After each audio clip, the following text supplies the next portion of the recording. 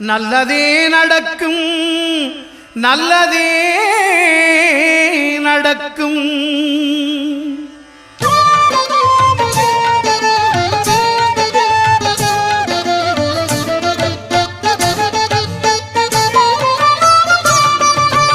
ஒன்பது கோளும் ஒன்றாய் காண